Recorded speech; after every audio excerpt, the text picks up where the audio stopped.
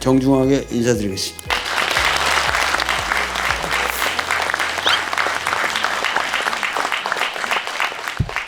그 중국에 대한 얘기를 우선 간단히 하고 그걸 서막으로 해서 얘기를 풀어나가도록 하겠습니다. 근데 우리가 현대사를 얘기한다 그래도 현대사를 얘기한다 그래도 우리가 이 과거의 역사를 모르면은 사실은 현대사를 모르는 거예요. 그래서 중국이라는 나라를 우리가 어떻게 이해를 해야 될 거냐 하는 것부터 간단히 좀 말씀을 드리겠습니다. 그래서 중국에는 우리가 고대 문명, 중국의 문명의 시작을 소위 말해서 여러분들도 다 아시겠지만 하은주라고 보통 그 3대라고 얘기를 하지 않습니까? 공자라는 사람도 이 3대 얘기를 항상 하는데, 공자라는 사람도 그때 얘기하기를 뭐냐면 하나라는 내가 너무 그 징험이 없다. 이거를 증명할 자료가 없다.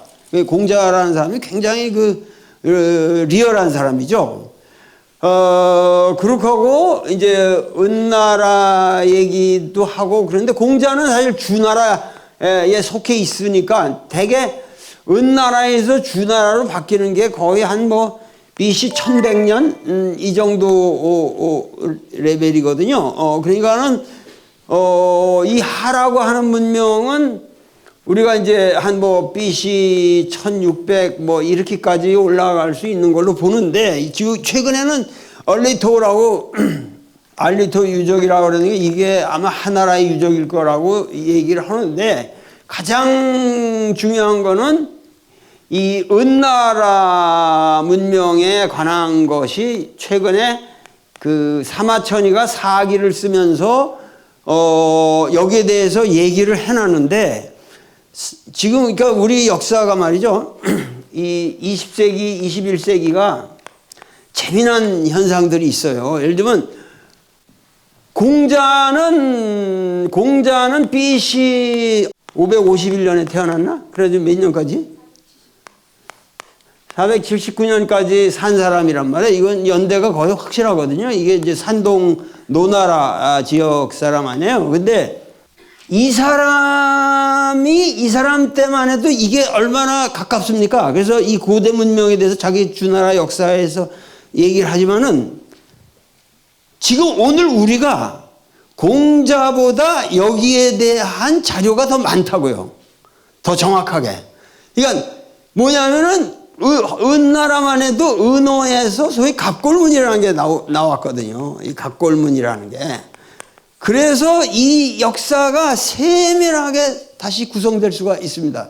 이건 막말로 해서 무슨 19세기 말기에 한약방에서 이렇게 그 약재라고 그래서 그 뼈를 갈아서 주는 거예요. 근데 되게 소뼈가 이런 거 거북이 이런 거 했는데 이렇게 약재 이걸 열어보니까 그 뼈대기 근데 거기에 글자가 써 있는 거예요. 그래서 그렇게다가 이제 의심을 하기 시작해가지고 이거 도대체 어디서 났냐?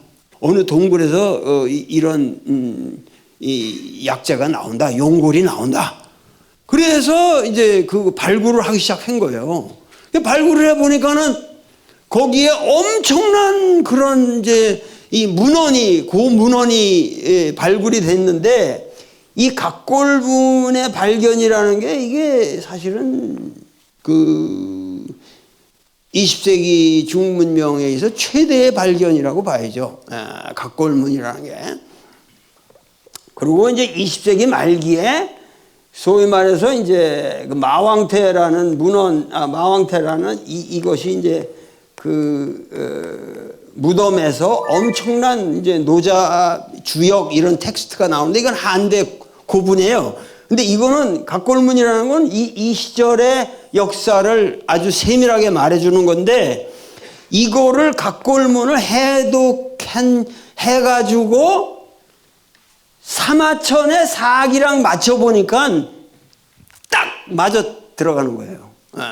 상당 부분이. 그러니까 이 사마천이라는 사람이 얼마나 그 치밀하게 그 자료를 그 수집해 가지고 사기를 썼나 하는 것이 입증이 되는 거예요. 자, 그런데 하은주 문명이 발견 이제 이게 하고 나서 이제 우리가 춘추 시대라는 이 주나라의 소위 말해서 이 주나라라는 거는 쉽게 얘기하면은 이 가운데에 이제 이 천자의 나라가 있고 그 주변에다가 이렇게 제후국들을 배열을 한단 말이에요. 배열을 쭉 하는데 이게 천자만이 사실은 왕이라고 그러고 이 제후국들은 전부 분봉을 받아가지고 이 사람들은 군이라고 불러요. 군.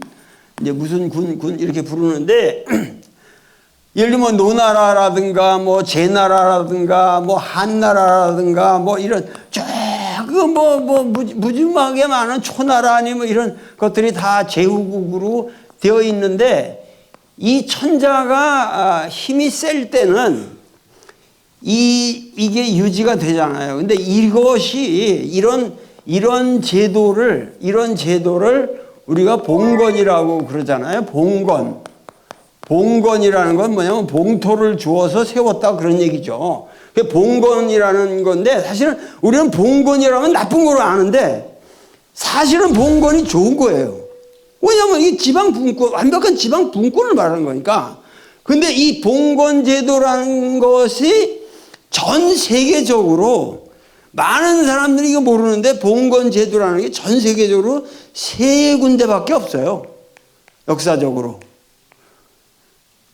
중국의 주나라 이게 봉건 제도의 아주 전형이고 그 다음에 또 어디 있어요?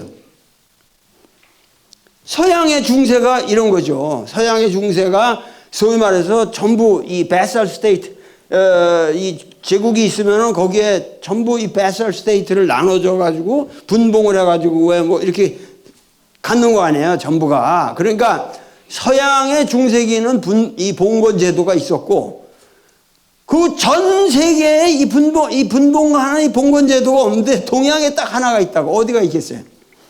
일본의 그 에도라는 게 이상하게 아주 똑같은 이런 거란 말이에요. 그러니까 이 중앙에 소위 말해서 쇼군이라는 게 일본 말로 장군이라고 하지만 이거는 우리말의 장군하고 달라요. 일본 말의 쇼군이라는 거는 가장 센 사람이에요. 그건 천자 같은 거예요. 그리고 여기에 뭐예요? 전부가 한슈, 이 번들이 있고 이 번에 주인이 이렇게 그 관계를 맺는 거 아니에요. 그러니까 일본은 에도 시대 때 예를 들면 일본이라는 나라가 없어요. 너는 어디 사람이냐면 I'm a Japanese 이런 말은 일본 사람들은 들을 수가 없는 거예요. 규슈의 뭐 예를 들면 조슈 번의 사람이라든가 이렇게 절대 이런 통합된 의식이 없단 말이에요. 그러니까 완전히 이렇게 분봉이 되어 있는 이런 상태가 전 세계에서 이 3군데밖에 없는데 저 질서가 뭐냐면 이 천자의 권위가 무너지게 되면은 분봉 국가들이 제멋대로 일어나기 시작하는 거죠. 제멋대로 자기들의 이거를 예를 들면 여기서 반란을 일으키면 여기서 이 센 사람을 가지고 이렇게 하지 여기를 치라고 그러고 이렇게 해서 이제 이 제도를 유지를 했는데 그게 안 된단 말이에요.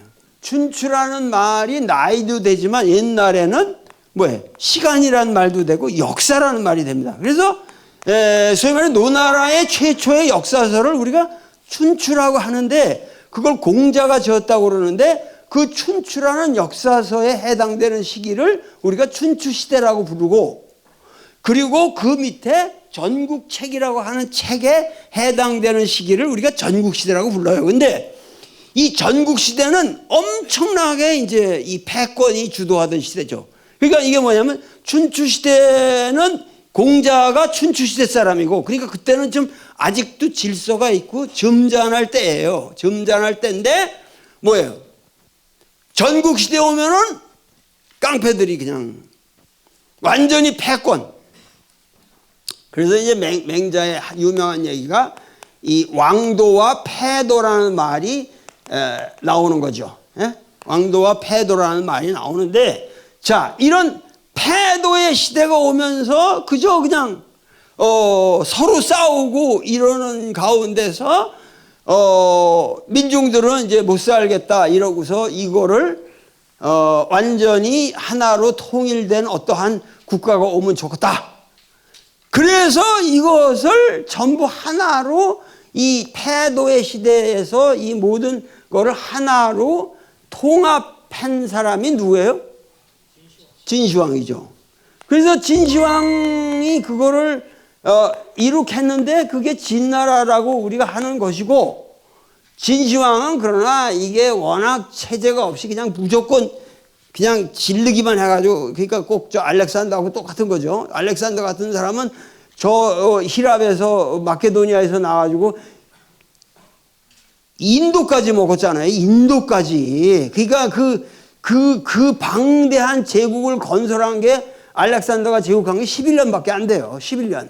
근데 진시황도 비슷한 사람이, 젊은 사람이 다 젊어야지 그렇게 전쟁을 할 수 있는 힘이 있지. 그게 진시황이나 알렉산더나 이건 그 거대한 영토를 통합은 했어도 자기들이 다스릴 능력은 없는 거예요. 그냥 치기만 했으니까, 전쟁만 했으니까. 그래서 예를 들면 알렉산더도 이제 곧 죽고 나서 바로 세 나라로 해체가 돼가지고 이제 그쪽 로마로 넘어가는 거고, 마찬가지로 뭐예요? 진시황도 이거를 했지만 여기서 자기가 다스리지 못하고 바로 뭐예요? 항우와 유방의 싸움으로 넘어가고 그것이 한나라로 넘어가죠. 그러니까 서양의 로마 제국이나 중국의 한 제국은 비슷한 시기예요. 이해가 되시죠? 그래가지고 어떤 통합된 질서를 이 사람들이 꿈꾸기 시작하는데, 서양에서는 로마 제국이 최초의 어떤 면에서는 제대로 갖춘 제국 문명을 만든 거예요. 그러니까는 그래도 서양의 로마 문명은 대단한 게 그 공화정이라는 것부터 출발을 하잖아요. 공화정, 리퍼블릭. 이 공화정이라는 게 뭐냐면 그 상원이 세네트가 있어가지고 거기서 전부 결정을 하고 해서 한 사람이 통치를 못하게 만든 제도인데, 그것이 이제 옥타비아누스 시절을 해서 비로소 이제 이게 너무 여러 사람이 통치를 하니까 이게 불안하다. 그래서 한 사람이 이제 제국으로 만드는 거죠. 그게 줄리어스 시저라는 사람이 여러분들이 로마인 이야기라는 그 책을 보시면 이제 그런 게 나오는데, 하여튼 그렇게 해서 제국을 만들었고, 여기는 항우하고 유방이 싸우다가 결국은 사실은 항우하고 유방 싸움만 해도 어떻습니까? 사실은 이 두 사람 중에서 이 인물은 항우죠. 항우. 이 우민이라는 그 부인도 훌륭하고, 그 부인이 의리를 지키잖아요. 같이 죽잖아요. 근데 이 유방이라는 놈은 말이야, 워낙 좀 애가 질이 그렇게 좋은 애가 아니에요, 얘가. 근데 역사에서는 이런 항우와 같은, 항우는 집안에 지체가 높습니다. 집안이 좋은 집안의 사람이고, 그리고 사람이 교양이 있고 정말 그 멋있는 인간이라고. 근데 이 항우가 결국은 유방 인물을 잘 다루지 못해가지고 항우가 깨지는 거 아니에요. 그래가지고 유방이 이제 결국은 항고조가 되는데, 그래서 이제 유시천하가 되는데, 이 한나라는 상당히 내가 보기에는 이제 소위 말해서 한무제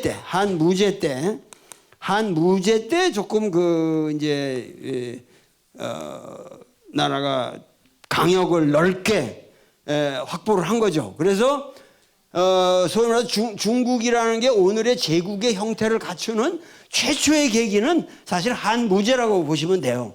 그 한무제가 어때요? 바로 이때가 사마천이 사기를 집필할 때입니다.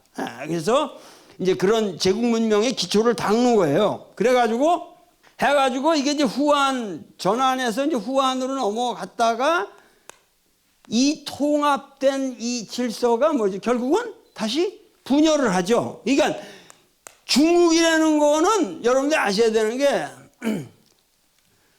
중국이라는 거는 통합돼서 통합된 질서를 한민족이 다스린 게 자기들이 말하는 그 주체적인 민족이 다스린 게 그 역사에 반도 안 돼요. 결국은 뭐냐면 항상 외세가 와가지고 집어먹은 거예요. 청나라도 그게 여진족 아니에요? 예를 들면 우리가 이 중국을 바로 이해했다면, 이 중국이라는 걸 바로 이해하고 우리 역사를 이해했다면은 한번 생각해 보세요. 왜 임진왜란 끝난 후에 왜 또 병자호란을 겪습니까? 임진왜란을 겪어서 그렇게 우리가 그 서산대사 그 임진왜란은 우리 승병들이 다 막은 거 아니에요, 사실은. 그래가지고 그때 그 국민들의 고초, 우리나라 인민들의 고초를 생각하시면 30년 후에 또 병자호란을 겪는다는 게 말이 됩니까? 사실은 병자호란의 그 주체가 뭐예요? 여진 아니에요, 여진. 여진이라는 거는 우리 고구려 사람들이에요, 그게. 알고 보면은. 말갈족이니 뭐 이 여진족이니 이게 다 고구려 제국 속의 일파들이기 때문에 지금 우리가 말하는 집안의 모든 유적들이나 이런 거는 여진족들이 자기네 선조라고 믿어요, 걔들은. 그러니까 걔들 입장에서 여진족이 중원을 쳐들어갈 때 우리나라한테 요구한 것은 우리 옛날부터 같은 이거 아니냐. 그러니까 우리가 쳐들어갈 텐데 뒤에서 교란만 하지 말아 다오. 그럼 뭐 그거야 우리 입장에서 볼 때 뭐 당연히 그런 협조는 우리가 하겠습니다. 그러면 끝난 거예요. 그런데 이 여진을 그냥 이 오랑캐 나쁜 새끼들 청나라처럼 말해요. 우리나라한테 점잖게 대한 사람들이 없어요. 아니 여기 와서 나중에 남한산성에 저기 했다 그러도 나중에 비석 하나 세워달라는 거 봐. 그게 요구 다예요. 청나라 문물을 그렇게 해서 청나라가 중원을 제압하는 걸 그냥 도와주고 우리가 거기서 빼낼 걸 다 빼내고 북학파가 주장한 대로 청나라 문물을 수용해서 우리가 이렇게 나갔더라면 지금 일본하고 우리하고 지금 게임이 됩니까? 그때 그렇게 정신을 차렸다면? 명치유신 같은 게 우리한테 훨씬 벌써 조선 말기에 왔죠. 그러니까 이런 모든 얘기들을 우리가 생각해 볼 적에 이 중국은 어떻게든 이게 단일한 민족의 역사가 아니라는 얘기예요. 그래서 항상 통합과 분열이 반복된 역사고 우리가 말해서 소위 말 한민족이라고 할 적에 이 한이라고 하는 것은 이건 애매한 개념이다 이거예요. 애매한 개념이고 끊임없이 이제 오게 되는데 이 후한이 지나고 나서 뭐가 오죠? 이때도 또 다시 여기 항우 유방 싸움이지만 이게 이 후한이 끝나면서 어떤 싸움이 일어나죠? 이게 소위 삼국지 시대가 오는 거죠. 이 누구죠? 조조하고 유비하고 손권. 그래서 오나라, 총나라, 위나라 이 세 삼걸들이 주축이 돼서 싸우는 이 삼국지 시대가 온단 말이죠. 삼국지 시대가 오고 그 다음에 기나긴 분열의 시대가 와요. 이게 위진남북조 시대잖아요. 위진남북조 시대. 위진남북조 시대고 이 위진남북조 시대가 어떻게 되죠? 이것을 누가 통일해요? 수양제가 통일하잖아요. 수나라. 처음에 수문제, 그 다음에 수양제. 이런 사람들이 통입을 해가지고 이것이 어디로 가죠? 금방? 당나라로 가죠. 당나라로 가는데 바로 이 시대가 어느 시대예요? 우리나라 고구려와의 대적하던 시대죠. 그러니까 당태종이 누구한테 깨졌어요? 연개소문한테 깨지잖아요. 여러분 생각을 해보세요. 여러분 그냥 상식적으로 한번 머리를 상식적으로 한번 생각해 보세요. 당태종은 중국 역사에서 가장 위대한 성군입니다. 실제로 우리나라에서 세종대왕 못지않은 성군이고 정관정효라든가 이런 거 뭐죠? 이 신하들하고 얘기하는 그 내용을 거기다 써놨는데 정관정효라는 여러분들이 관심 있는 사람들은 한번 보실만 하죠. 이 정관정효라고 하는 이 책이 아주 뭐 그야말로 이 정치의 요점을 써놓은 건데 대화하면서 그러면서 이 당태종은 신하들의 이야기를 허심탄회하게 들을 줄 아는 사람이에요. 들어요. 그 위징이라든가 이런 사람들이 전부 간을 하는 거 그런 얘기 쫙 있잖아요. 근데 나중에 연개소문이한테 깨지고 돌아가면서 한 말이 있어요. 뭐냐면 위징이 살아있더라면 내가 이런 어리석은 짓을 안 했을 텐데 하는 유명한 얘기가 있어요. 근데 그게 무슨 얘기냐면은 여러분들 당태종의 예를 들으면은 지금 보세요. 우리나라가 요만한 것처럼 보이잖아요. 이렇게 돼서 여기서 황하가 이렇게 가고 여기서 이렇게 양자강이 흐른다 그런다면 자 여기서 볼 적에 여러분들의 우리 머릿속에서는 마치 한국은 조그만 반도가 한 편에 이게 동아시아라고 하는 이 말 동아시아라고 하는 이 말 자체가 이 이 동북이라고 하는 이 개념 자체가 이게 잘못된 거거든요. 왜냐하면은 여기를 중심으로 볼 때 이게 동북 방향이니까. 그런데 자 보세요.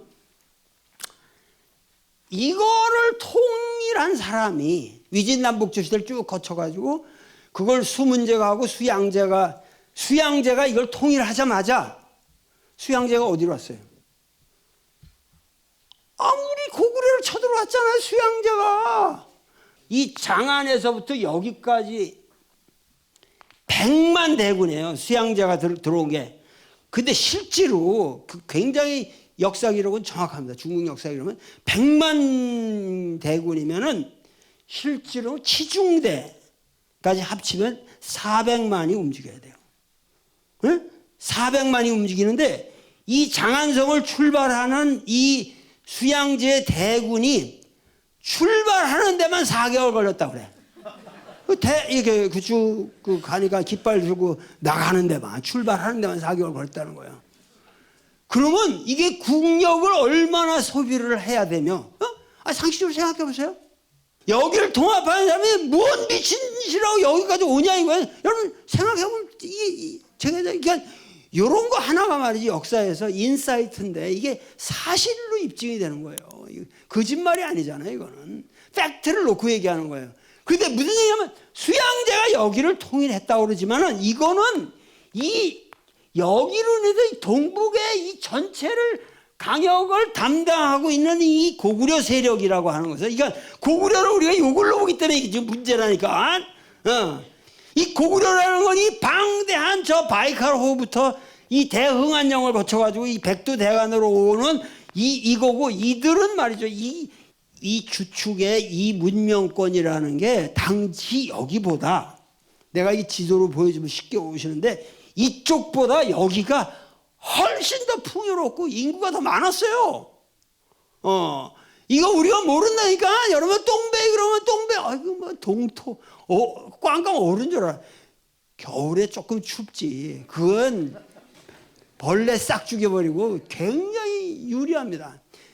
그리고 중국의 평원이라고 그래 봐야 이 땅이라면 요쪽 요만큼밖에 없어요. 녹지대가. 사천으로 가면 여기 다 4,000m 이렇게 되는 거예요. 그러니까 이 거대한 평원과 이거는 당대에 완전히 맞먹는 문명권이었다는 게 이게 입증이 되잖아요. 그러니까 수양제 입장에서 볼 때는 야 고구려가 살아있는데 뭐가 이게 중원의 통일이냐 이게. 이건 통일이 아니다 이렇게 생각되는 거예요. 그렇지 않겠어요? 그만큼 우리 조선 문명이 셌다는 거예요. 그러니까 100만 대군이 중국 역사상 최대의 왜 걔들이 오냐 이거야. 근데 얘들이 깨지고 가잖아요. 이 중국 입장에서는 우리가 공포스러운 거죠. 수양제 생각이고 당태종 생각이 안 나왔어요. 자기들의 최고 성군이 가서 깨진 나라인데. 이게 중국이라든가 한국이라는 게 우리가 좀 잃어버린 과거예요. 대등한 문명권이었습니다, 이게. 대등한 문명권이 아니고는 이런 논리가 있을 수가 없어요. 변방에 여러분들 생각하는 이게 변방이 조그만 나라라면 무시해버리고 말지. 중원을 통일했는데 왜 그 대군을 데리고 갑니까? 그래서 수나라는 수양제의 고구려 정벌 때문에 망했고, 명나라는 임난 때문에 망한 거예요. 그 청나라로 간 거예요. 그 청나라는 이제 고구려가 먹을 판인데 왜 한국이 그걸 도와주지도 않고 그 머저리 같은 이 명나라, 하여튼 이 수양제에서 통일이 됐고 그거를 당나라가 이어받았고, 그리고 당나라가 그 끝나고 나서 또 56시대면 막 분열이 되다가 뭐예요? 송나라로 가잖아요. 그래서 북송이 있고 지금 남송이 있고, 남송이라는 게 뭐야? 이게 금나라가, 이게 여진족이 그때 세워지는 거 아니에요? 금나라가 저기에서, 이때가 우리나라 좀 고려시대 아니에요.